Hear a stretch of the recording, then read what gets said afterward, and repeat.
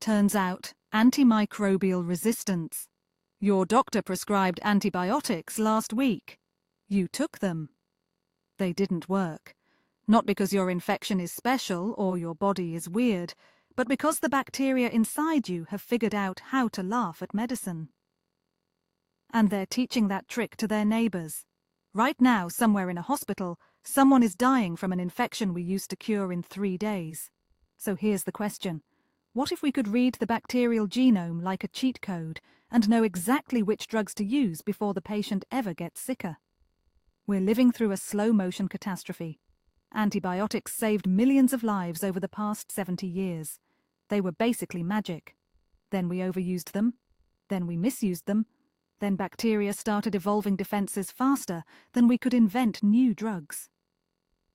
Today, antimicrobial resistance kills more people than malaria or AIDS. The World Health Organization calls it one of the top 10 public health threats on the planet.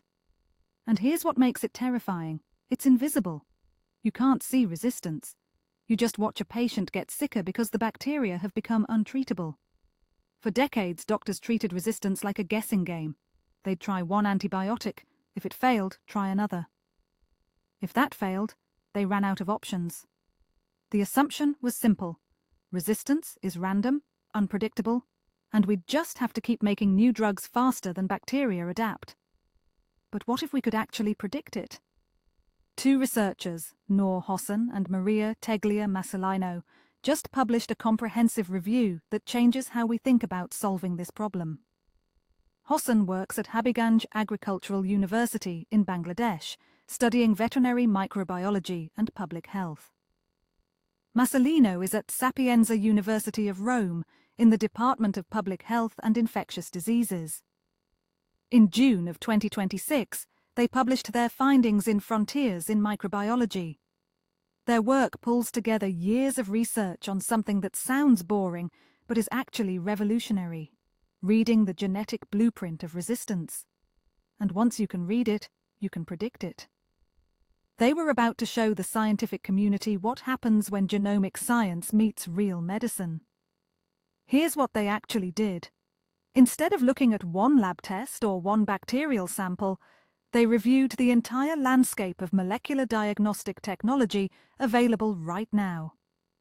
Think of it like this. Imagine you're trying to catch criminals. You used to just wait for them to commit a crime. Now you can read their genetic code and predict which crimes they'll commit before they happen. That's what these researchers were analyzing. They examined how scientists use different molecular tools to detect resistance genes in bacteria. Polymerase chain reaction, or PCR, is the oldest trick in the book. It amplifies tiny pieces of DNA so you can actually see them. Whole genome sequencing is the heavy hitter. It reads the entire bacterial genome at once. CRISPR-based technologies are the newcomers. They can literally target and identify resistance genes with surgical precision. And metagenomics lets researchers sequence everything in a sample at the same time, like reading an entire library instead of one book. The researchers didn't just list these technologies, they compared them head to head. Which ones work fastest? Which ones cost the least? Which ones can actually be used at the bedside instead of only in big research hospitals? Here's what matters. Current diagnostic methods take anywhere from 2 to 5 days to identify which antibiotic will actually work. In that window, patients are either getting the wrong drug or no drug at all. The bacteria keep multiplying. The infection gets worse. Sometimes people die. The research shows that molecular diagnostics could cut that time to hours instead of days. Not weeks, not days. Hours. Some of these new technologies, particularly whole genome sequencing combined with AI, could theoretically identify resistance patterns in under 2 hours. That's not just a convenience. That's the difference between recovery and sepsis, between life and permanent organ damage. The study emphasizes something critical that doctors have been avoiding. The genes that create resistance don't belong to individual bacteria. They're passed around like cash in an underground economy. Mobile genetic elements, plasmids, transposons, and integrons, act like resistance delivery systems. A bacterium can literally acquire resistance from a completely different species of bacteria nearby. It's horizontal gene transfer, and it's why resistance spreads so explosively through populations. One resistant bacteria doesn't just create more resistant bacteria through normal reproduction. It actively distributes its resistance toolkit to other bacteria, sometimes across completely different species. The research suggests that AI and machine learning models could analyze this transfer pattern and predict outbreaks before they happen. We're not there yet, but the data is pointing in that direction. The gap between understanding resistance genetically and actually using that information to treat patients is still massive, but it's closing. Here's what this actually means in your life. If you ever need antibiotics in the next 10 years, there's a real chance your doctor could know which drug works within hours instead of guessing for days. That's meaningful. That's the difference between an infection you recover from and one that becomes life-threatening. For hospitals, this changes economics too. Unnecessary antibiotics cost money and create more resistance. If you can identify the exact antibiotic needed in 2 hours instead of 5 days, you save money and you stop creating new resistance. That's a win on every level. But there are real limitations here. The study is a review. It's pulling together existing research, not presenting brand new data.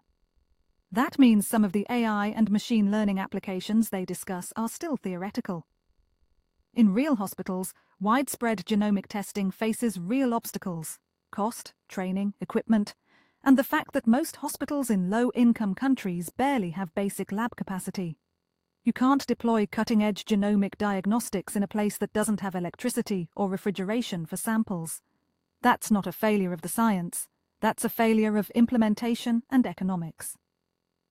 The other honest limitation, knowing the genetics of resistance, doesn't automatically tell you what to do about it. You still need good antibiotics. The world is running out of new antibiotic options. Knowing what works is useless if nothing works anymore. This research sits at the intersection of 3 massive forces: genomic science, artificial intelligence, and the antimicrobial resistance crisis. What it's really challenging is the assumption that resistance is fundamentally unpredictable. It's not. Resistance is encoded in genes.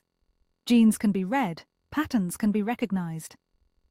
Once you accept that, you start asking different questions. If we can predict resistance patterns from genomic data, why aren't we? The answer is infrastructure and money. Most hospitals still use old-fashioned culture tests that take days because that's what they've always done. Changing that requires retraining technicians, buying new equipment, and updating data systems. It's boring work that nobody celebrates. But the bigger question the field hasn't answered yet is about the AI piece. Machine learning models are only as good as the data they're trained on. Most resistance data comes from wealthy countries with advanced labs.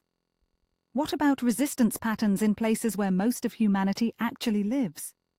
If your AI model has never seen the resistance genes circulating in sub-Saharan Africa or Southeast Asia, it can't predict them.